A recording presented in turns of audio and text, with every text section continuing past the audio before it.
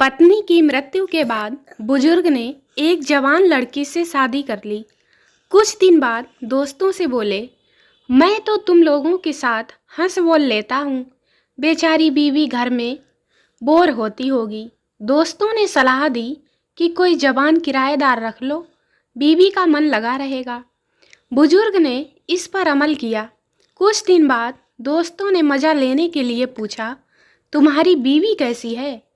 वे खुश होकर बोले, गर्भवती है। दोस्त मन में बहुत हंसे और पूछा, किराएदार का क्या हाल है?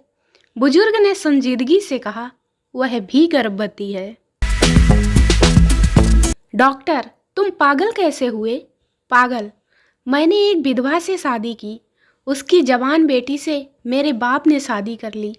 इस तरह मेरा बाप मेरा दामाद बन गया और मेरी बेटी मेरी माँ बन गई।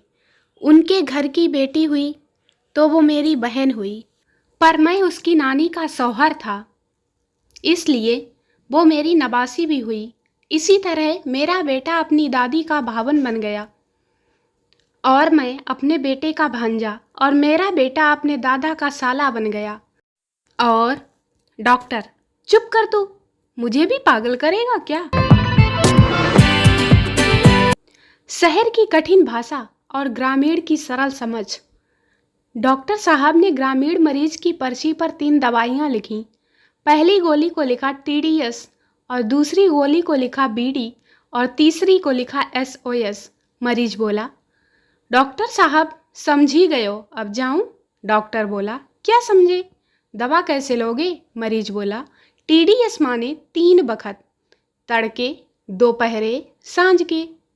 BD माने भोरे, दोपहरे। SOS माने सोची और समझी के, यानी जरूरत पड़े तब। ठीक है ना डॉक्टर साहब? डॉक्टर अभी भी सदमे में है। युद्ध पर जाने से पहले राजा ने अपनी सुंदर पत्नी को कमरे में ताला लगाकर चाबी अपने प्रिय दोस्त को दे दी और बोला कि अगर मैं 4 दिन में नहीं लौटा तो तुम ताला खोल लेना और फिर वो तुम्हारी। राजा घोड़े पर बैठकर जाने लगा। करीब आधे घंटे बाद उसने देखा कि उसके पीछे धूल का गुबार और आवाज आ रही है। राजा रुक गया और देखा कि उसका दोस्त तेजी से घुड़सवारी करते हुए उसकी तरफ आ रहा है। क्या हुआ? राजा ने पूछा। सांस भरते हुए दोस्त बोला, ये चाबी तो गलत है। एक बार डाकुओं ने कवि सम्मेलन से लौटते हुए कुछ कवियों का अपहरण कर लिया। कवि बेचारे गिड़गिड़ाकर दुहाई देने लगे कि कोई उनके लिए 100 रुपए की फिरौती भी नहीं देगा। डाकुओं के सरदार ने कहा, कोई बात नहीं, हम हमारी मेहनत बेकार नहीं जाने देंगे, और हुक्म दिया कि कवि सम्मेलन का आनंद उन्हें भी दिया जाए। कवियों ने सहर्ष एक से एक बढ़िया कविता प्रस्तुत की। डाकुओं ने भरपूर आनंद उठाया और खुश होकर सोने के आभूषण प्रदान कर उन्हें विदा किया। कवि बहुत खुशी खुशी घरों को चल पड़े।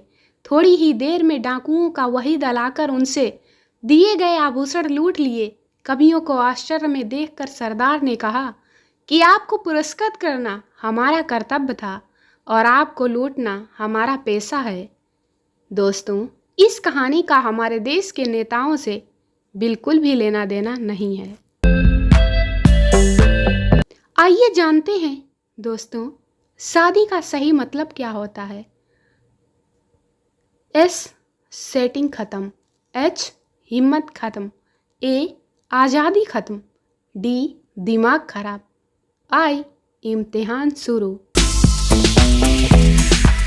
एक लड़की थी दीवानी सी, धबन पे वो मरती थी। चोरी चोरी चुपके चुपके रोहित को चिट्ठियां लिखा करती थी। नजरें झुका के शर्मा के रहाणे से बातें करती थी।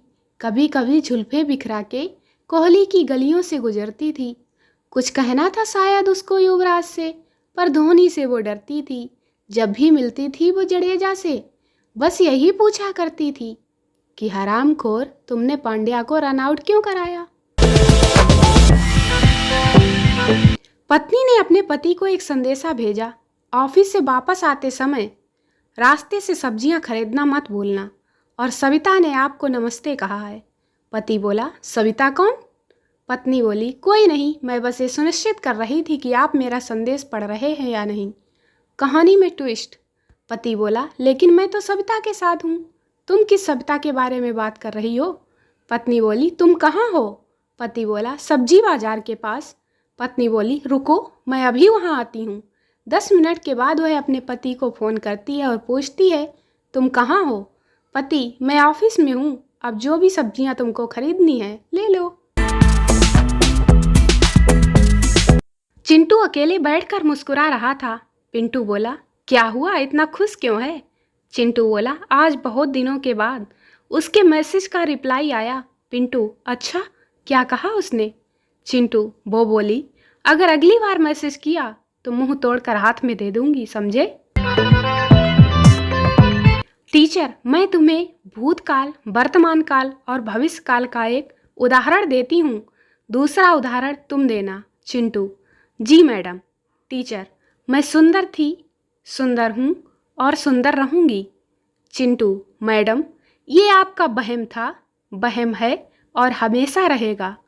फिर क्या, दे थप्पड़, दे थप्पड़, दे थप्पड़। एक लड़की अपने बॉयफ्रेंड को अपनी मम्मी से मिलवाने ले गई। दूसरे दिन, गर्लफ्रेंड, मेरी मम्मी को तुम बहुत पसंद आए। बॉयफ्रेंड, चल पगली, कुछ भी हो मैं शादी तो तुमसे ही करूँगा, मम्मी से बोलना मुझे भूल जाएं। दो पड़ोसनें आपस में बात कर रही थीं। पहली पड़ोसन बोली, तुम्हें पता है 24 साल तक मेरी कोई औलाद नहीं हुई। दूसरी पड़ोसन बोली, तो फिर तूने क्या किया? पहली पड़ोसन बोली, जब मैं 24 साल की हुई तब घर वालों ने जाके मेरी शादी करवाई, फिर कहीं जाकर मुन्ना हुआ। दूसरी पड़ोसन आईसीयू में भर्ती है। ये इंडिया है प्यारे, यहाँ धर्मेंद्र को तो कुत्तों का खून पीना पसंद है, पर उसकी घरवाली कैंट आरओ पानी पीने की सलाह देती है। रात को दो शराबियों ने तालाब में चांद की परछाई देखी। पहला बोला, यह क्या है? दूसरा बोला, यह चांद है। पहला बोला, ओए साले, घर चल, हम मजाक मजाक में चांद तक आ गए। जिंदगी में जब आपको कोई रास्ता दिखाई ना दे, कोई मंजिल दिखाई ना दे, कोई अपना दिखाई ना दे, तब मेरे साथ आना, हम आई स्पेशलिस्ट के पास ले चलेंगे आपको। बाबा रामदेव कहते हैं, अच्छी सेहत के लिए सांस पर कंट्रोल करो।